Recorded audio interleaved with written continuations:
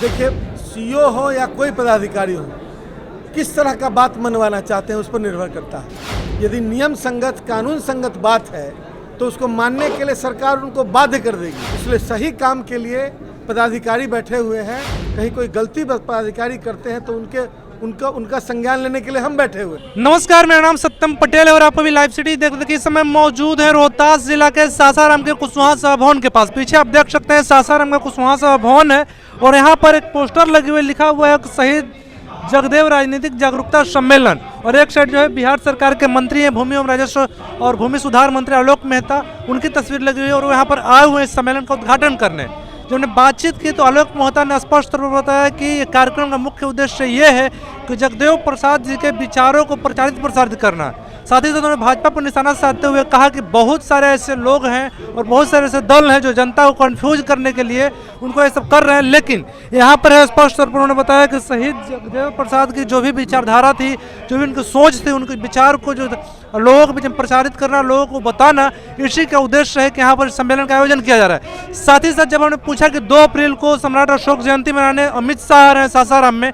इस पर उन्होंने निशाना साधते हुए कहा कि भाजपा वाले जो लोग हैं वो जनता को कंफ्यूज करते हैं। आपको हम बता दें कि जिस प्रकार से अभी बिहार में लगातार ऐसी खबरें आती हैं कि विधायक लोगों की बात जो है सीईओ नहीं सुनते हैं, इस पर उन्होंने कहा कि कोई भी विधायक लोग या कोई भी माननीय एमएलए हो या एमएलसी या किसी भी कोई भी व्यक्ति हो, कोई भी सरकारी पदाधिकारी से, कोई भी सरकारी अफसर से दबाव बना के कोई गलत काम नहीं करा सकते हैं। सुनिएगा कुछ कहते हैं बिहार सरकार के भू राजस्व एवं भूमि सुधार मंत्री आलोक मेहता। राष्ट्रीय जनता दल के तत्वावधान में अमर शहीद जगदेव प्रसाद, जो हमारे सामाजिक और राजनीतिक सोच के पुरखे हैं और उन्होंने बिहार के अंदर एक बड़ी क्रांति की शुरुआत की थी। उन्हें बिहार लेनिन कहा जाता था। उनके विचारों की और उनके नारों की प्रासंगिकता आज बढ़ गई है, क्योंकि इस देश पर उनके द्वारा बताए गए 100 में 10% लोग, यानी कि 90 शोषित और 10 शोषकों की सत्ता स्थापित हो गई है। देश से शोषकों की सत्ता को हटाने के लिए जगदेव बाबू के इस नारे की प्रासंगिकता बढ़ गई है।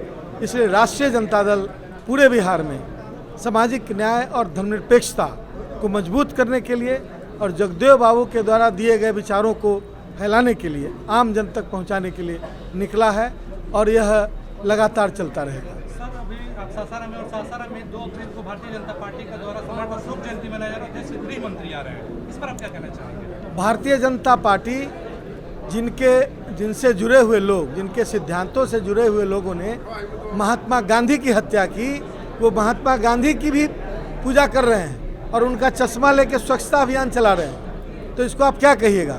ये सिर्फ लोगों को कंफ्यूज करने का तरीका है। और देश के आंदोलन में, देश स्वतंत्रता आंदोलन में जिन लोगों की महती भूमिका रही, उन लोगों के लोग हाशिए पर हैं। और जिन लोगों ने देश के स्वतंत्रता आंदोलन में जिनकी महती भूमिका नहीं रही, माफ़ी मांगने वाले लोग आज देश की सत्ता पर बैठकर और तथाकथित राष्ट्रवाद का नारा दे रहे हैं। जैसे लगता है कि बाकी देशवासी जिनके पुरखों ने शहादत दी वो लोग देशद्रोही हैं। तो इस मिथ्या को और इस भ्रम को फैलाने की जो मिथ्या कोशिश है, उसको बिहार की जनता नकारने जा रही है। इसीलिए जगदेव बाबू के विचार आज प्रासंगिक हो रहे हैं। संतोष जी ने कहा था, देखिए, सीईओ हो या कोई पदाधिकारी हो, किस तरह का बात मनवाना चाहते हैं उस पर निर्भर करता है। यदि नियम संगत, कानून संगत बात है तो उसको मानने के लिए सरकार उनको बाध्य कर देगी। लेकिन यदि गलत बात है, किसी जो नियम से विपरीत है, तो उसको नहीं मानेगी। इस बात का समर्थन हम भी कर रहे हैं और हमारी सरकार भी कर रही है। इसलिए सही काम के लिए पदाधिकारी बैठे हुए हैं। कहीं कोई गलती पदाधिकारी करते हैं तो उनका संज्ञान लेने के लिए हम बैठे हुए हैं। लेकिन बात जो है जनहित में होना चाहिए और नियम संगत। तो अभी आप सुन रहे थे बिहार सरकार के मंत्री आलोक मेहता को स्पष्ट तौर पर उन्होंने बताया कि जिस प्रकार से जो है भारतीय जनता पार्टी के जो लोग हैं वो जनता को कंफ्यूज करने का काम कर रहे हैं। साथ ही साथ उन्होंने बताया कि माफ़ी मांगने वाले लोग जो है आज देश की सत्ता पर राज कर रहे हैं और देश की सत्ता में है। इसके साथ साथ जैसे कि उन्होंने बताया कि आज जो उनका उद्देश्य है सासाराम में आने का, कि शहीद जगदेव प्रसाद की जयंती को मनाना, साथ ही साथ उनके विचारधारा को, उनके विचारों को प्रचारित प्रसारित करना, ताकि ज़्यादा से ज़्यादा लोग जान सकें आखिर शहीद जगदेव प्रसाद के क्या विचार थी और लोगों के प्रति। इस खबर पर लगातार हम बने हुए ऐसी खबरों के लाइव फीड के साथ। बहुत बहुत धन्यवाद।